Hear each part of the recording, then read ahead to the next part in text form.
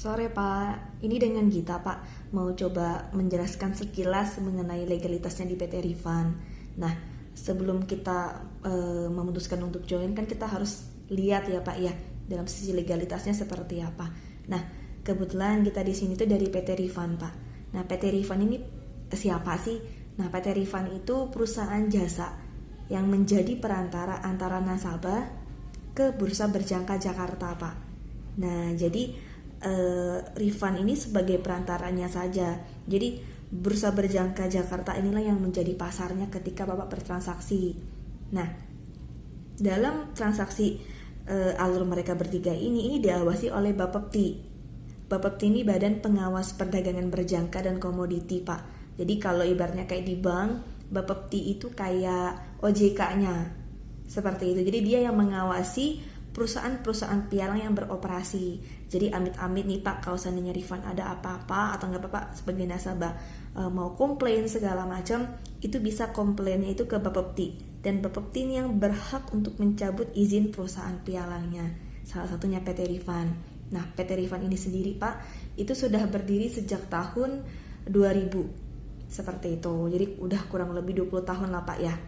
Nah, ketika Bapak mau join, mau jadi nasabah, pasti kan harus menyetorkan sejumlah dana Pak ya. Nah, kebetulan kita minimal untuk join tuh di 10.000 US dollar atau 100 juta. Jadi kalau Bapak joinnya dengan rekening rupiah, itu fixed kurs 1 dolar 10.000 rupiah. Nah, tapi kalau Bapak joinnya dengan rekening dolar, itu floating kurs saat ini. Seperti itu. Nah, ketika Bapak join itu transfer uangnya kemana gitu? Transfer uangnya ke KBI Pak. KBI ini Clearing Berjangka Indonesia. Ibarat kayak bank itu, KBI itu kayak LPS-nya.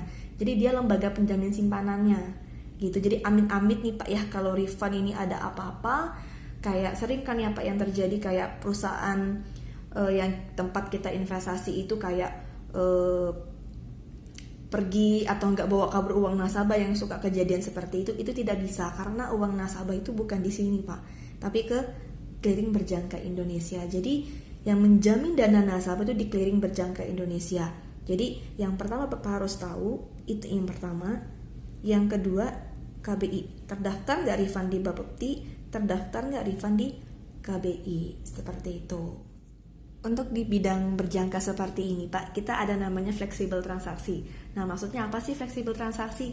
Nah, fleksibel transaksi itu dia punya dua arah transaksi Pak. Maksudnya apa? Kalau di perdagangan pada umumnya kan ini seperti ini Pak ya. Ketika harga lagi murah kita beli, ketika harga lagi naik kita jual.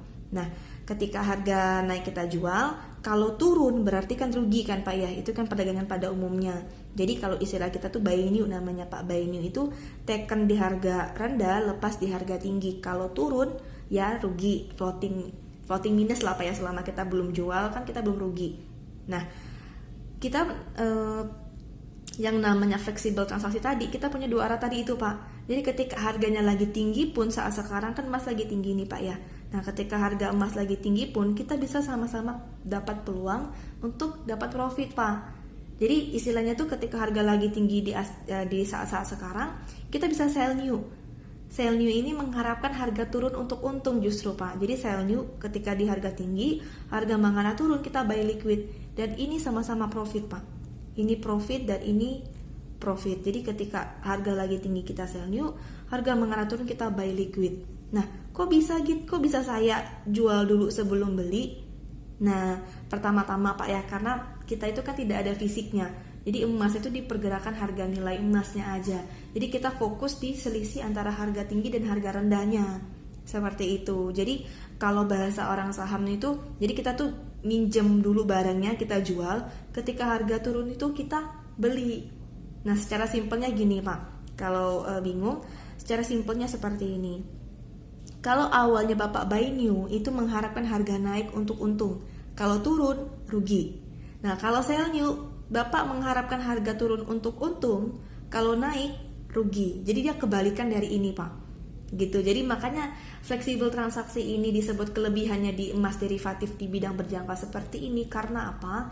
Jadi ketika harga emas lagi di area bawah atau enggak lagi di area atas, kita sama-sama bisa mendapatkan kesempatan untuk taken profit. Ibaratnya kalau di fisik kan ketika harga lagi tinggi kan gak mungkin kita beli Pak ya, kalau tujuan untuk dagang kan. Kalau kita dagang itu kan prinsipnya kan dapat harga serendah-rendah mungkin kan ibaratnya Pak gitu. Nah tapi kalau di sini bidang berjangka seperti ini, ketika harga lagi tinggi pun kita bisa sama-sama dapat peluang untuk taken profit. Jadi clue-nya seperti itu Pak. Jadi kalau buy new itu mengharapkan harga naik untuk untung, kalau turun rugi. Nah kalau sell new kita kliknya itu mengharapkan harga turun untuk untung, kalau naik dia rugi Pak. Ini namanya tuh fleksibel transaksi.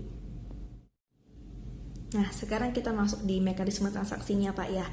Jadi kan minimal untuk join di refund kan di 10.000 US dollar Pak ya, atau 100 juta kalau Bapak joinnya dengan rekening rupiah.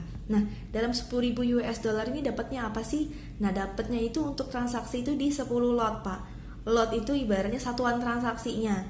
Jadi kayak ibarat Bapak main games, uang 10.000 Bapak itu dapat 10 koin buat main game istilahnya. Jadi lot itu satuan transaksinya. Nah berarti kan kalau 10.000 dapat 10 lot, berarti kan satu lot itu dihargai dengan 1.000 dolar Pak ya, atau 10 juta gitu. Ini satuan transaksinya.